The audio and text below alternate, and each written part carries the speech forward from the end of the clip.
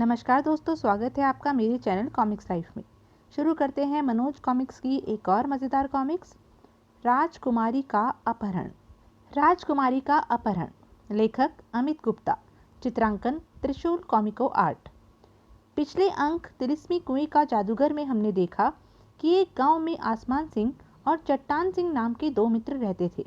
वे जमीन के एक छोटे से टुकड़े पर खेतीबाड़ी कर अपना जीवन यापन कर रहे थे। जब गांव में अकाल पड़ा तो अन्य लोगों के साथ उन दोनों मित्रों ने भी गांव छोड़ दिया। 2 दिन की यात्रा के बाद वह एक जंगल में पहुंचे। वहां उन्हें एक सुंदर बाग नजर आया। चट्टान सिंह को बड़ी जोर से प्यास लगी थी, इसलिए आसमान सिंह बाग में स्थित कुएं से पानी लाने के लिए जैसे ही उसके करीब पहुंचा, कुएं से एक हाथ निकला और उस हाथ ने आसमान सिंह की गर्दन में रस्सी का फंदा डालकर उसे कुएं में खींच लिया। चट्टान सिंह को एक शिकारी से उस कुएं के बारे में पता चला कि उसके अंदर मिजोरा नाम का एक जादूगर राक्षस रहता है। मिजोरा जादूगर का इरादा अपने इष्ट देव को 1100 इंसानों की बलि देकर उसे खुश कर ऐसा वरदान हासिल करना था कि वह पूरी दुनिया में अपना राज कायम कर सके। पर्वतगिरी देश की प्रजा मिजोरा जादूगर से बहुत तंग और परेशान थी। उसने अपने राजा चित्रसेन से मिजोरा जादूगर की शिकायत की कि मिजोरा को खत्म किया जाए। राजा प्रजा के हितों और सुरक्षा का ख्याल कर एक तपस्वी से मिले। तपस्वी ने उन्हें आश्वासन दिया कि वह मारण अनुष्ठान यज्ञ कर उस दुष्ट जादूगर को खत्म कर डालेगा। लेकिन जब तपस्वी ने मारण अनुष्ठान यज्ञ शुरू किया तो मिजोरा को पता लग गया और वह अपनी जादुई शक्ति से तपस्वी का अपहरण कर अपनी जादुई नगरी में ले आया और उन्हें कैद कर लिया। तभी एक दिन मिजोरा को सुंदर वन में राजा चित्रसेन की बेटी राजकुमारी स्नेहलता की एक सुंदर ज्योति मिली और वह उससे शादी करने के इरादे से उसके अपहरण की योजना बनाने लगा। अब आगे। एक दिन राजा चित्रसेन जादूगर मिजोरा के शैतानी कारनामों से तंग आकर अपनी बेटी राजकुमारी स्नेहलता के कमरे में पहुंचे। तुमने अपने गुरु से कई मंत्र प्राप्त किए हैं बेटी, क्या तुम्हारे पास जादूगर मिजोरा को खत्म करने का भी कोई मंत्र है? मुझे अपने गुरु से सिर्फ अपनी हिफाजत करने के ही मंत्र प्राप्त हुए हैं पिताजी। प्रजा उस धूर्त जादूगर से बहुत दुखी है बेटी, न जाने उसका अंत कैसे और कब होगा। अच्छा, अब मैं चलता हूँ। ईश्वर आपकी मनोकामना जल्दी ही पूरी करे। फिर राजा चित्रसेन अपने दरबार में पहुंचे। महामंत्री जी, पूरे राज्य में ऐलान करा दीजिए कि जो भी मिजोरा जादूगर को खत्म करेगा उसे इनाम में 1 लाख स्वर्ण मुद्राएं दी जाएंगी। जो आज्ञा महाराज। इधर चट्टान सिंह मिजोरा जादूगर से अपने मित्र आसमान सिंह को बचाने के बारे में सोच रहा था। मुझे किसी वन, उपवन या पहाड़ पर तपस्या कर रहे किसी तपस्वी की शरण में जाना चाहिए ताकि वह मिजोरा जादूगर को मारने के लिए मारण अनुष्ठान यज्ञ कर उसे खत्म कर सके। ऐसा सोचकर वह पर्वतगिरी नगर से चल पड़ा। चलता चलता चट्टान सिंह एक जंगल में जा पहुंचा। भूख प्यास से उसका बुरा हाल था। तभी उसे एक तरफ से धुआं उठता दिखाई दिया। जहां से यह धुआं उठ रहा है वहां कोई प्राणी अवश्य रहता होगा। फिलहाल मुझे आराम करने तथा खाने पीने के लिए उसके यहाँ ही आश्रय लेना चाहिए। और वह जिस दिशा में धुआं उठ रहा था उस तरफ चल पड़ा। कुछ देर बाद उसे एक कुटिया दिखाई दी जिसके सामने गेरुआ वस्त्र पहने एक बूढ़ा व्यक्ति बैठा था। अगले ही पल, प्रणाम मुनिदेव। मैं मुनि नहीं वत्स, बल्कि तांत्रिक भैरव काल हूँ। ओह, शायद तुम्हें भूख लगी है बच्चे। हाँ बाबा। तांत्रिक ने उसे दोनों हाथों की अंजलि बनाने को कहा और फिर उसकी अंजलि में रेत डाली। ये खा ले बेटे। यह तो कोई पागल इंसान लगता है। लेकिन तभी वह रेत पूरियों में बदल गई। ओह, यह तो कोई सिद्धि प्राप्त तांत्रिक है।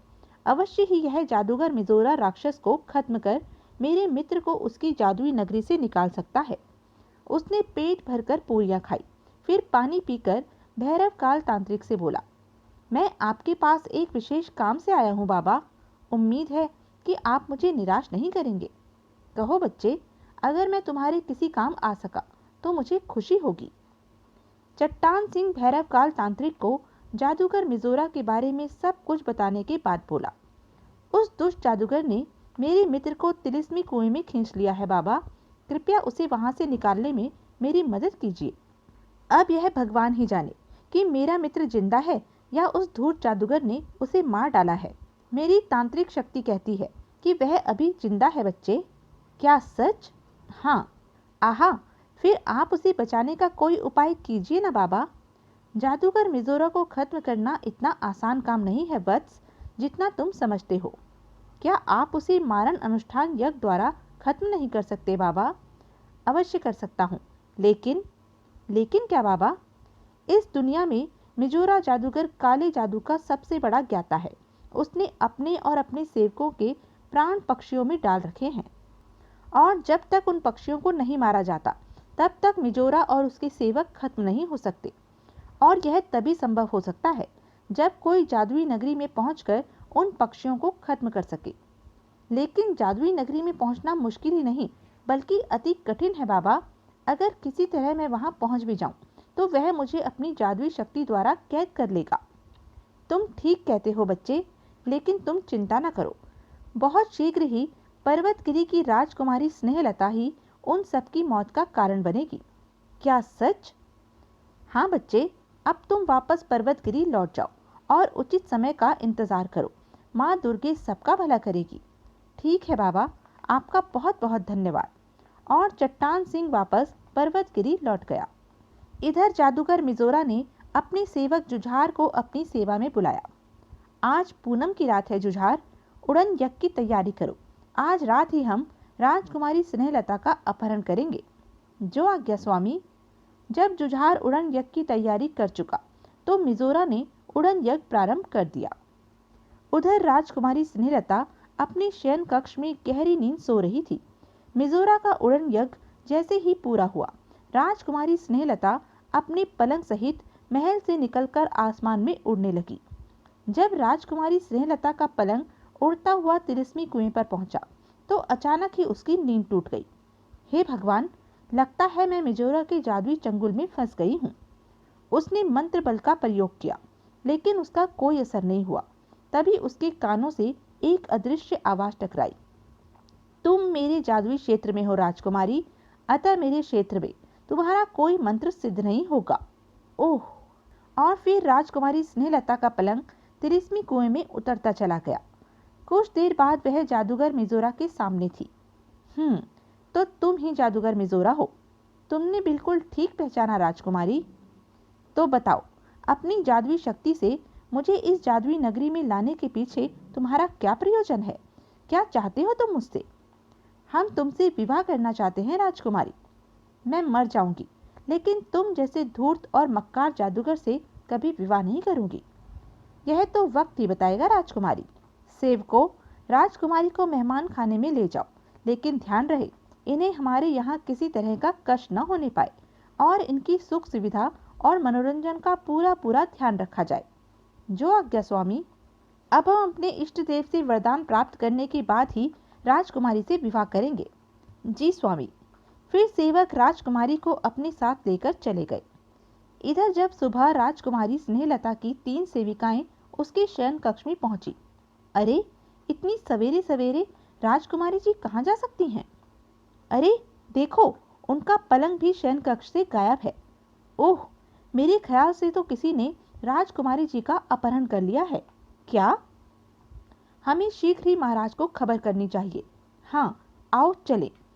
तीनों सेविकाएं दौड़ी दौड़ी राजा चित्रसेन के पास पहुंची। गजब हो गया महाराज, गजब हो गया।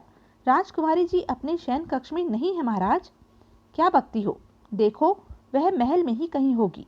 हम सच कह रहे हैं महाराज, शयन कक्ष से उनका पलंग भी गायब है।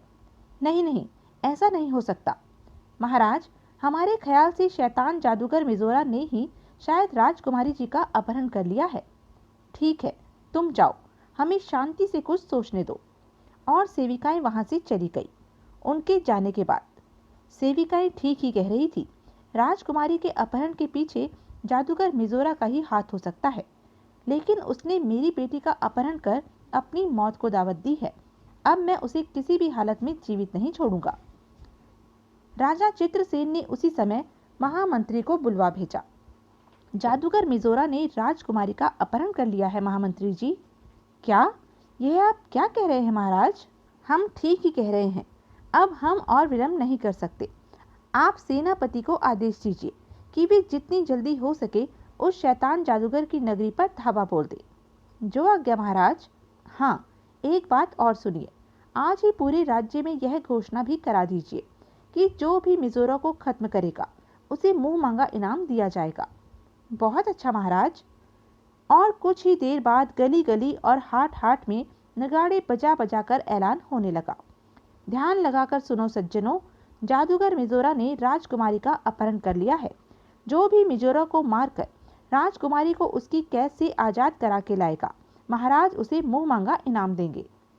और जब राजकुमारी के अपहरण की खबर चट्टान सिंह के कानों में पहुंची, इसका मतलब यह हुआ कि भैरव काल बाबा की भविष्यवाणी के मुताबिक अब जादूगर मिजोरा की मौत का समय निकट आ गया है।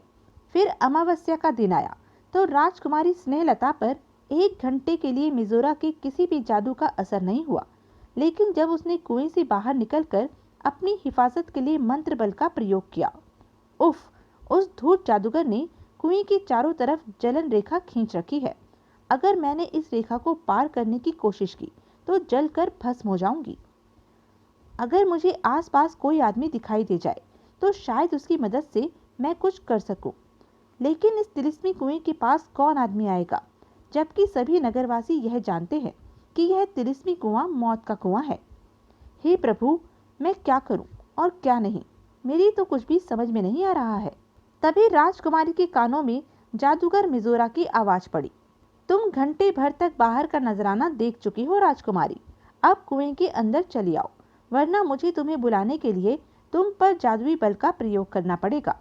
ओह, तो दुष्ट मिजोरा मुझ पर बराबर नजर रखे हुए है, मजबूरी है, वापस भीतर जाना ही होगा। फिर कई दिन गुजर गए।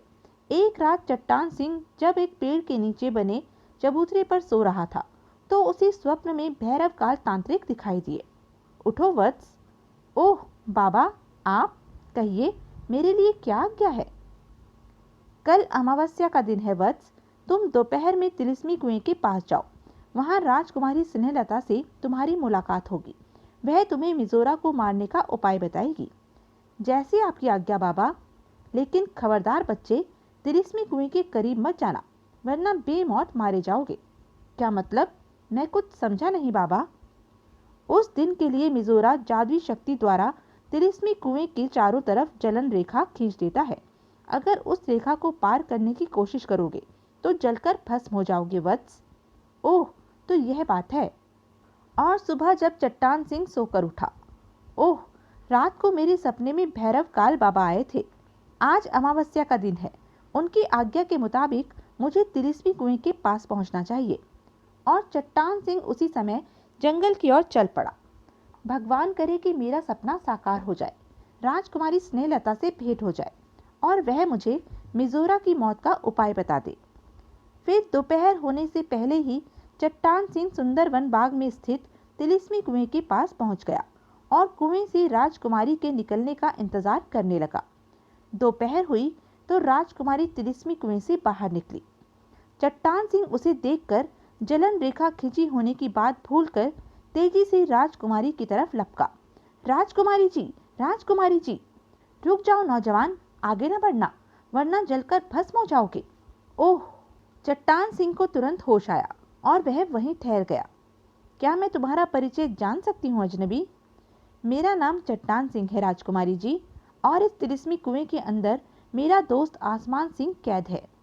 फिर चट्टान सिंह ने राजकुमारी को अपनी पूरी कहानी सुना डाली और अंत में बोला, मैं अपनी जान पर खेलकर भी मिजोरा जैसे खतरनाक जादूगर को मारना चाहता हूँ राजकुमारी जी, आप मुझे उसे मारने का उपाय बताएं।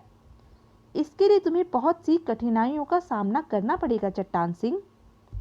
मैं बड़ी से बड़ी कठिनाई का सामना करने को तैयार हूँ राजकुमारी जी, बस आप उपाय बताइए। तो सुनो, तुम्हें इसी समय 7 समुंदर पार जाना होगा। 7 समुंदर पार एक सफेद पर्वत है जिस पर एक तपस्वी रहता है।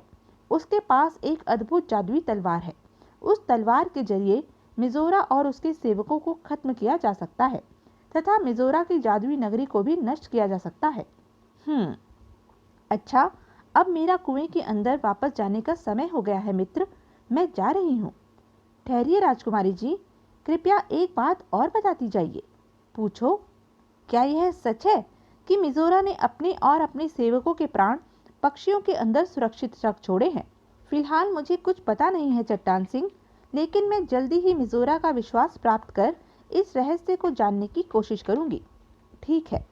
फिर राजकुमारी कुएं के अंदर कूद गई और चट्टान सिंह बिना समय गंवाए वापस लौट पड़ा। राजकुमारी जी ठीक ही कहती थी, 7 समुंदर पार करके सफेद पर्वत पर पहुंचना कोई आसान काम नहीं है, बल्कि बहुत कठिन और दुष्कर है। काश अगर मुझे कोई समुद्री घोड़ा मिल जाता तो मैं जल्द से जल्द 7 समुंदर पार कर सफेद पर्वत पहुंच जाता। फिर चट्टान सिंह सघन जंगल को पार कर समुंदर के पास पहुंच गया।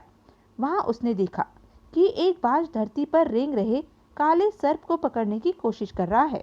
ओह, उस सर्प का अंत निकट ही है। न जाने क्यों उसे सर्प पर दया आ गई और उसने सर्प को बाज से बचा लिया। अरे, यह तो बहुत घायल हो चुका है, अब मैं इसकी क्या मदद करूं? तो यह थी अब तक की कहानी। आगे की कहानी जानने के लिए बने रहें मेरे साथ। और हाँ, मेरे चैनल को लाइक, शेयर और सब्सक्राइब करना ना भूलें। धन्यवाद।